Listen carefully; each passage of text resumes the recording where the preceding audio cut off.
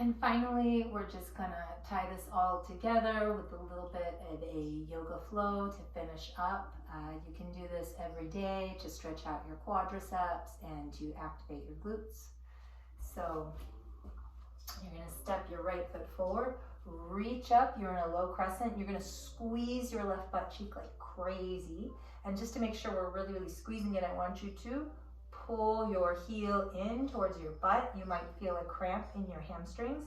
That's okay, it's just neuromuscular confusion. Your body's not used to having to activate your hamstrings like this, but it's actually really good. You're training your body to create hip extension. Instead of passively, you're doing it actively. And then drop your left hand, reach back with your right. Make sure you're still pushing your hip forward, squeezing your butt. Grab a hold of your foot, pull it in. Get in the quad stretch, pull your right shoulder back, retract, and then go ahead and lengthen and create a little nerve glide. That means flex and point your foot, getting a little hamstring stretch, and then you can slide into your version of the splits and hold that for about 20 seconds, and then we'll switch sides. So you go ahead and do that on your own, and you can take as long as you want with this. So next we're going to do side plank. So in addition to plank, side plank. And you actually want to do plank almost every day. Do it at least, 3, 4, maybe 5 times a week. So you can do plank on your elbows too, squeeze your butt. You can do side plank on your elbows too to give your wrists a little relief. I'm going to show you on the elbows, but you can always do this high. What you want to do is lift this up.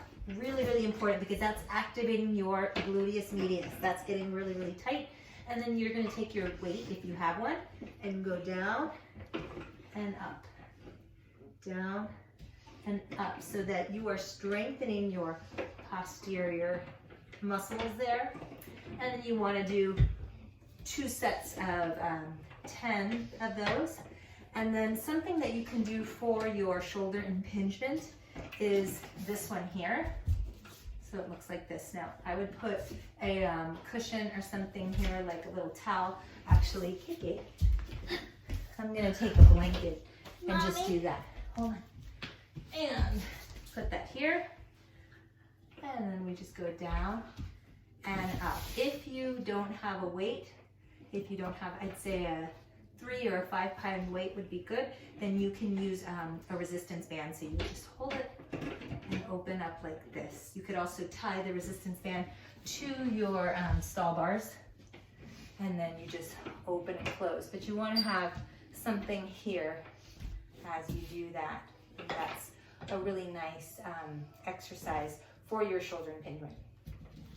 You can take a loop if you have one, or you can tie your band in a loop, and you can just slide your arms up and down a wall as you're stretching out that band, and that's going to help with your shoulder impingement as well. I have a little helper here. She's spicing up the video. And there's 2 of me, one there and one there. 2 KKs. Oh my God, that sounds like a lot of KK chaos. So you want to do 2 sets of 15 of those. So you're done with all your work. Now we're just going to stretch our neck a little bit. If your upper traps are tight like mine, which I'm sure they are, go ahead and take your right hand, grab a hold of your left ear, pull it to the side so that your right ear is near your shoulder. Take your left arm behind your back, and you're giving yourself a nice upper traps stretch. If you want it to stay here a while because it feels so good, you can grab the back of your head and tuck your chin and look down at your left hip.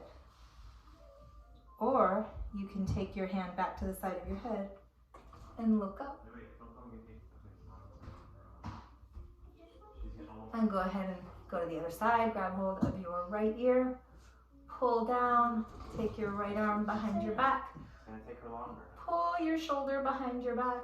That means you're retracting your shoulder blade. Hi, KK. This is for Eileen. She doesn't want to see me. Yeah, of course she wants to see you. And then you could do your levator scapula. Look down at your right hip. Or look up at the sky and get your sternocleidomastoid. So that would be hitting your neck in a 360-degree angle.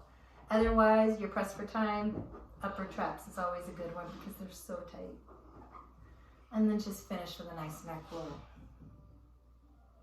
Really slow with control, getting into all the crunchy spots. And go the other direction. And you can just finish with a nice 360 breath, inflating your rib cage, front, back, and sides all at once. Exhale, do that again. And then of course you can do this for as long as you like. You can take Shavasana and continue your 360 breathing. And I hope that you had a good time. Play this again.